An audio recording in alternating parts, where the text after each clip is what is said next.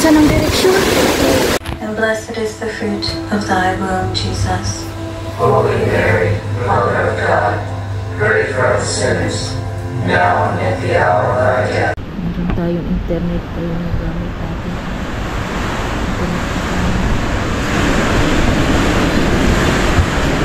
Lord.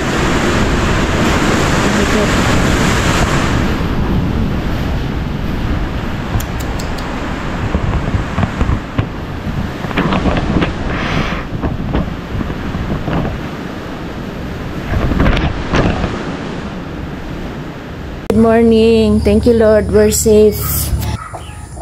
Ayan, makulimlim pa rin pero thanks God, safe tayo. So ayan nga guys, lumabas na nga rin ako ng bakura namin at i-check ko na rin yung mga kapitbahay namin kung may natuklapan din ba ng bubong charge. Buti na lang, wala at okay naman sila, safe na safe. At ang mga natumba lamang ay mga sagingan at konti mga puno pero okay lang yan. Thank you Lord pa rin at thank you din sa ating Sierra Madre na kabundukan para harangan yung malalakas na bagyo na dumarating dito sa ating bayan. So pumunta nga ako dito sa gawing ito at yan nga sila uplan linis na at marami ding dahon na nagkalat. Pero ganun pa man, madali lang naman yan linisin. Dito nga sa may bandang baba dito medyo mababa kaya ayan medyo nabahaan sila. Kasama ko pa nga gumalagala si Sant kaya ayan nakiusyuso na rin siya.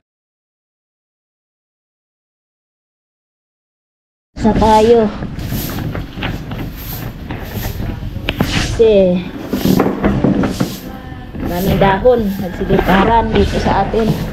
Ayan basa.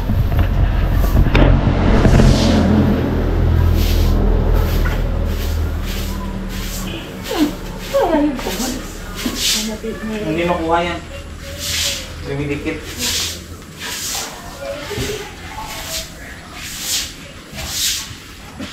Sa ibang lugar mas malala pang kanilang sinapit.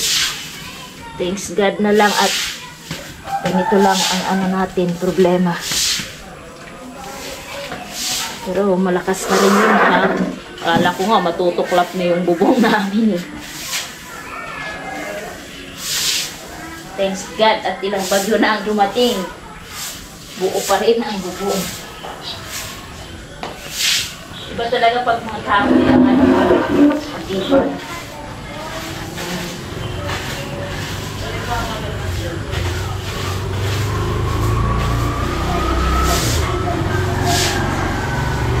Tibay. Ganun katibay yung ating bubong. Pero, yun o, mainit na. Mainit na guys. Ano naman at para charge yung ating solar at mabak na.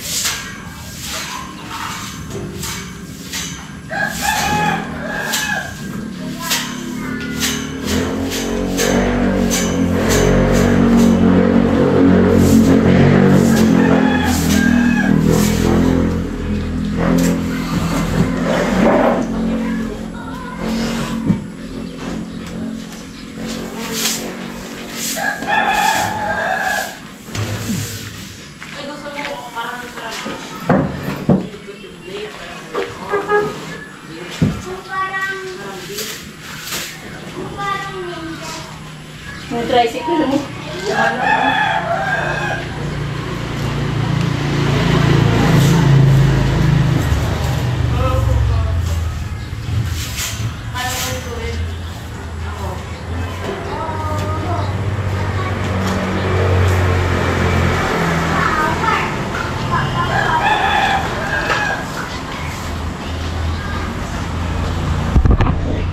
Guys, marami-rami tayong dahon na lilinisin. Rambutan natin, oh. Natin, hindi na. No, pero yung saging natin sa likod, ubos. Start, naputol yung ano mo, oh. Solar. Ayan, oh. Hindi na yan mapakinabangan. Sayang. Ay, ito ba ito? Ha? Hindi, yun dyan oh. Yung ayun oh. Ay, ito? Oo. Yan. Pero sabi naman nila, mas malakas yung pipito. Kasi wala naman masyadong natumba ang mga puno sa kalsada tulad ng pipito na talagang ang daming natumba na post. Yan. Ayan. Umaaraw na siya pero umaambon pa rin.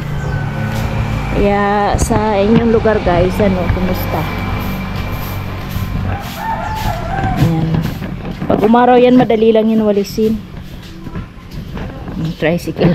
Ayan. Si Ferrari natin. Ayan.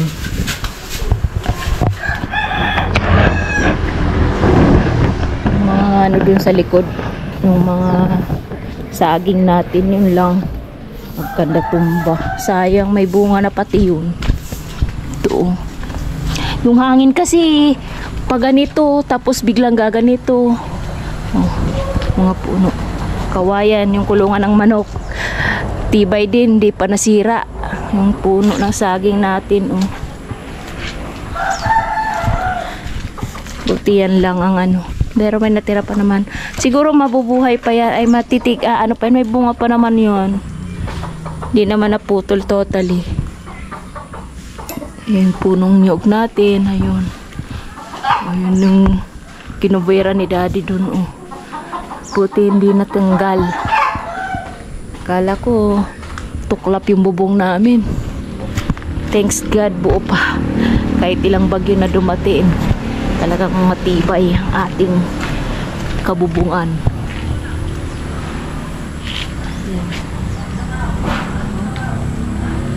Diba? So guys, ayan lang ang update sa Bagyong Man. Magpalalinis na tayo. Ayan. At may araw na. Linisan time na tayo. Tindahan natin buong buo pa rin. Diba? Maaraw na. Yan lang guys. Thank you. Bye.